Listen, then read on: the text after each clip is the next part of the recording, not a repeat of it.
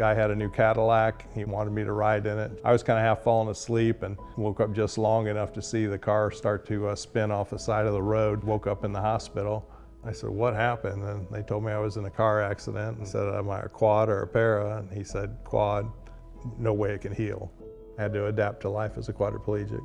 Believe me, I didn't run from God. I ran to him more and said, okay, I need your help on this one, man. I don't know how to teach my kid when I can't even get up and talk to him. Sports taught me that, sometimes you're gonna get beat, but if you don't quit, sometimes you can come back and win. I got 2 kids to take care of and a wife. You can't lay there and feel sorry for yourself. You gotta get up and figure it out, man. When I found out that my only choice in vehicle was a minivan, after I got hurt, I thought, you gotta be kidding me. After about 8 to 9 years of driving around in that thing, I became a football coach and started coaching all the kids' sports. I was carrying around the dummies before football camps that I was coaching and going to. And my wife got in and she's like, you're ruining this van. It stinks like football equipment. She said, you gotta get a truck or something. And then I started thinking, there's not a truck out there. So I called a buddy of mine who was an engineer, called another buddy of mine that was a mechanic, and he had a shop out on a farm, called another buddy of mine that was a welder. I would just go and sit. I'd say, yeah, that'll work or that won't work. And then the engineer would make the changes and draw it up.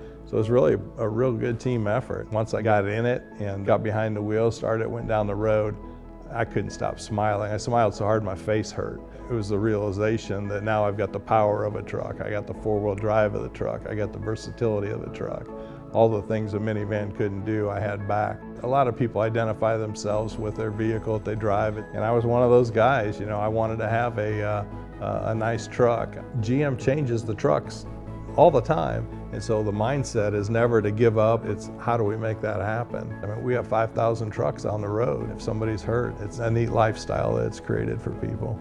The biggest thing is I know what works, how you want to feel when you're in it, what it takes, how comfortable I am in it. I know that it has to be a very quality product because the stakes are high. When you leave and you're going to be in an automobile somewhere, it's got to be able to get me home. You can't just pick me up and put me in a taxi. So that's the thing I care about the most, and that's because I'm in a chair and understand that.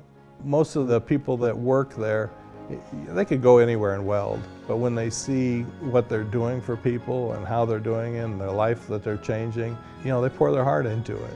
Of course, I would have never wanted to have this happen to me. I'd trade it in a minute to go back to walk. However, we don't get to pick things that happen to us. I'm a believer that things happen for a reason, and it's what you do with it and how you react to it that is what you are at the end of the day. So it's not going to come to you easy. There's nothing easy in life.